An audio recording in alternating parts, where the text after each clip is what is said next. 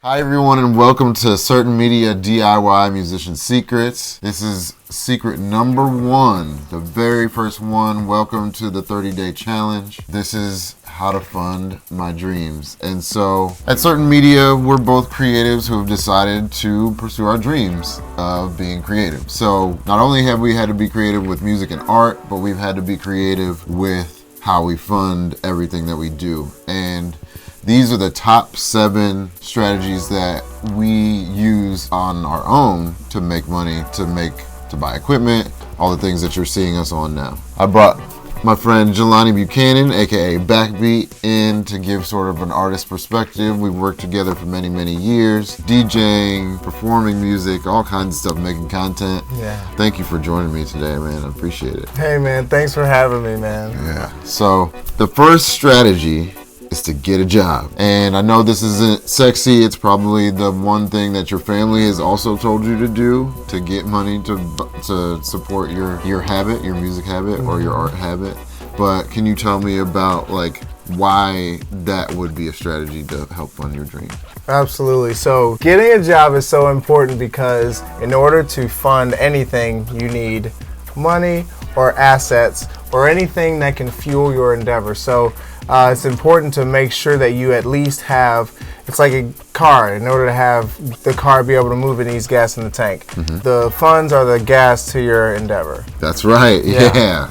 Money is the fuel to everything that you're trying to do. Number 2 is to ask friends and family. We've probably all been there before. I know I have. Mm-hmm. Definitely. Can you talk about any experiences you've had with having to ask friends or family for money to, help support what you're doing with music? Oh, certainly. So I've been in many positions in my life where I've had to sleep on a couch or two, where I've had to, spend more nights at a spot than I thought. And, that's another form of that. It might not even just be somebody hand over fist with money. It could be somebody providing their personal space to you. Resources. Just so you can do what you love. So keep that in mind as well. Yeah, and there's always a little bit of a strain depending on how long you stay or what they call wearing out your welcome with asking to borrow things over and over again. So you have to be cautious with that part with asking friends and family, but it is a good strategy because those are the people that probably want to support you the most. Precisely. All right, so strategy number 3 is to gig hard. And yes. Gigging is one of the best ways as a musician to make money. Now you have to be good enough to get paid for it. But can you tell me about how gigging has gone for you over the years? Absolutely. So I spent the early part of 2010s until about the mid 2010s. Mm-hmm. Most of that time I spent performing out at bars, local bars in St. Louis, mm-hmm. Missouri. And, it was a blast from playing a keyboardist in a band to being a DJ on stage solo. So the whole gamut of that, even hosting a few shows. So it's a difficult life if you choose to go really hard at it, and especially if you don't have the resources. So I'm really glad, full circle, if I could do it again, I'd be a lot more prepared now, I'm telling you. But yeah, I totally get that.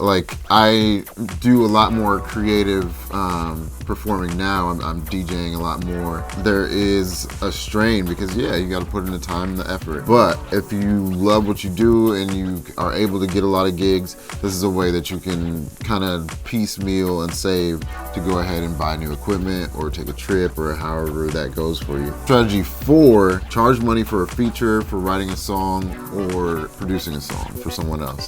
And have you done that before? So I have had people commission me to produce music for them before. Awesome. It's been great. It was really cool. I've had stuff from just singles, and I've had one album project that I did with a buddy. So and then most of the other stuff has been for my bands and for my friends. Okay, your own projects and stuff. So that brings us to strategy number 5, buy and sell merch that you bought or designed. So you can either buy it kind of wholesale, buy it cheap and sell it for more, or you can design it yourself and do the same thing.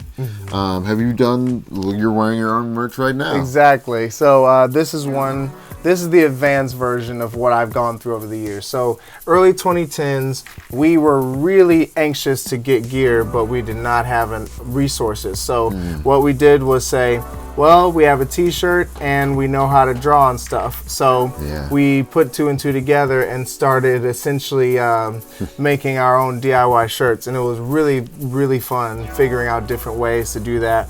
And over the years, I met more people who are more professional about it, that are a much better resource. A lot of people, you probably have friends and like, you know, clients and like coworkers and close associates who do this. So support your friends and family. But eventually I found people who are good at printing shirts. And this one is just from a spot online.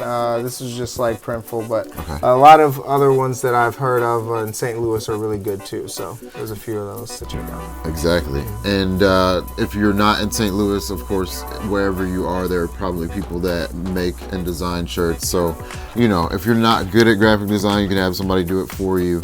But I do suggest going ahead and getting gear, because that's one thing that people would like to get from you and take away from shows. So, and it helps you make a little bit of extra cash on top of getting paid for the performance. So that's a really great way to start to build your capacity to pay for new things if you're already sort of gigging. So that's why we kind of do this in a chronological timeline, as like, you won't be able to buy and sell merch until you're performing on a regular basis. That's totally fair. But if you are, it's a great strategy to make a little bit of extra cash. Absolutely. And just like the money thing, it takes, you know, gas to fuel the merch. So Exactly.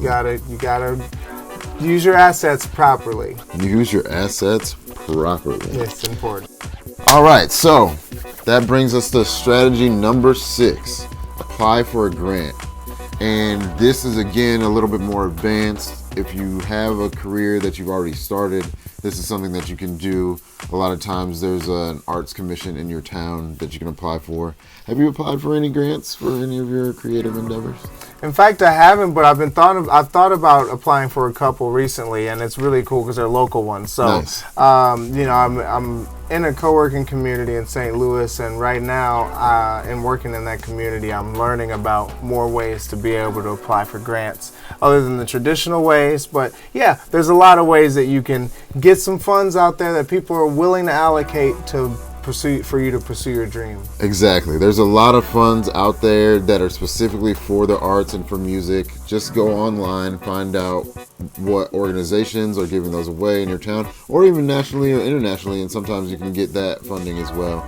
You're going to have some kind of body of work to show and tell them what your plans are for the project. But if you can do that, then you're able to get funding a lot of times. I've applied for it for the Regional Arts Commission here in St. Louis and gotten funds to do things for Farfetched and other projects that I've worked on. So it's possible, but you definitely have to make sure that you're writing persuasively, budgeting, and making sure that you have a timeline for your project so that the people know that you know how you're going to complete it. So well said. I mean, those are all good pieces of advice for me too. Man, it's good advice in general. Yeah. Honestly, in life, if you just budget, create timelines for your goals, and really have a basic plan for anything you do, it's not a bad idea. So that brings us to the final strategy, number 7. It's a lot more advanced. This one is about licensing. So like if you are able to get grants and you're actually building a career, licensing might be an option for you. Have you licensed any tracks? Not yet. I'm working on licensing for a few different projects, some shorter stuff. Okay. Yeah, exactly, certain media stuff, and I'm excited because, you know, making music is one of my passions, and I've done it a lot over the years. So I have a lot to draw from. And I have a lot of experience under my belt at this point to like if I have the opportunity to get in there and make music, it's going to be really refined at this point. So I'm excited to, you know, get out there and see where I want my music to be and then infiltrate those markets and see what happens. Right on, man. So that's it. Basically, the end of that strategy, if you're going to go for licensing, number 1, make sure you're registered with the Library of Congress, with a publishing rights organization, whether that's ASCAP or BMI, or if you're in another country, the organization that does that for you there. You should register with Sound Exchange, and now in the US there's a new governmental body called the Mechanical Licensing Collective that actually helps you find your music in podcasts and web series and things like that, and helps you collect royalties for spins specifically online. Before it was just Sound Exchange that was looking at that, but now we actually have a governmental body that does that as well. So you can register those.